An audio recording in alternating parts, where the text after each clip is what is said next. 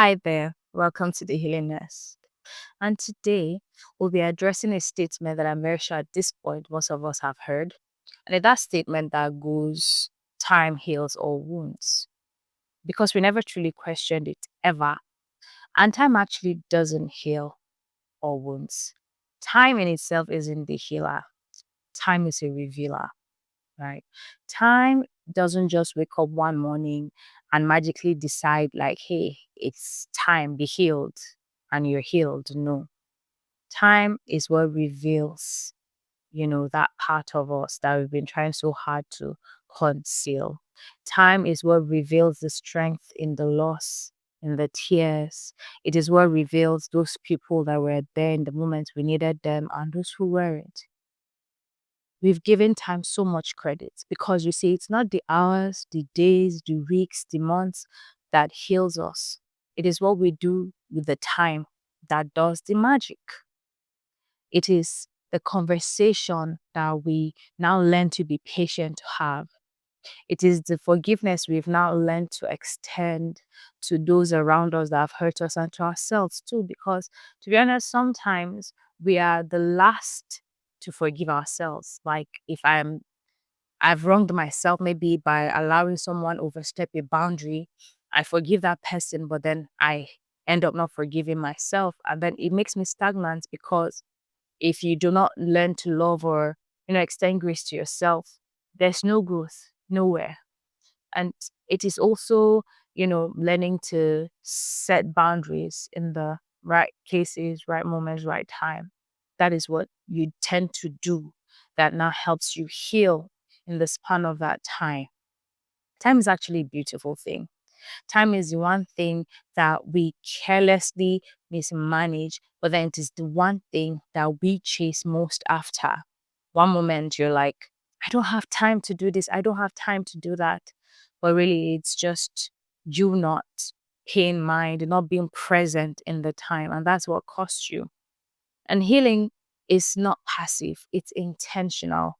You have to choose over and over and over again to stay with that pain. It can crush you.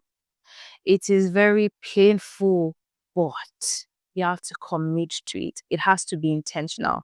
One thing I've come to understand, the greatest, at least for me, from my experience, the greatest or highest form of self love actually is discipline.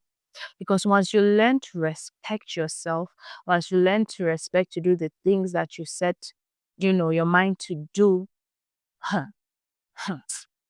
who can even come and say, oh, if it says this, I'll do another? Okay, then bye bye. Kudos to you because I respect myself around here, so you have to respect me too. In essence, all I'm saying is if we learn to be disciplined about certain things, including our healing, then it is very much attainable. In that moment of pain, it is painful. I get it. And oftentimes, when people sit down like this to talk to you, someone going through pain, it's like, please shut up. You don't know what I'm going through. I lost my father. I've seen so many sad stories. Maybe you losing your entire family in one day. It's something that I'm like, God, how how do I cope if I'm in this position? How do I do it? I may not be able to relate in the state of that situation, but I've experienced pain too in a way that it has crushed me. I've experienced pain in a way that it left me insane. I've experienced pain in a way that I have been depressed and genuinely believed I was never coming out of it. But thank God, because I allowed time reveal those areas in me that needed correction. Sometimes we are the villains in our own stories. It's not the other person that did you more dirty. In fact, if anything, you're the one that allowed yourself to be taken for granted. You're the one that allowed your boundaries to be overstepped. You're the one that allowed yourself to be pushed over. And that is fine. Around here, we forgive ourselves, we learn, and we go from the mistakes. But one thing is, you have to allow time reveal those things to you. You have to allow time reveal that area that needs improvement. You have to allow time reveal to you the people that are deserving of a space in your life. You can learn to love from afar. It's okay, but not at the detriment of your own growth or of your own healing. Sometimes it's more painful holding on in comparison to you letting it go. It can be crushing in that moment, like I said, but please allow time to reveal that's its work. It's also just another witness in your becoming. Time is a mirror. It shows you, it reveals, it just shows you, okay, you need to let go of this, you need to, and don't close your ears. Don't harden your heart to whenever it's like do this or do that. Listen, pay attention, sit with it, even if it's guilt. Allow it, I'll feel the emotions, allow the emotions make sense to you, allow them have a name.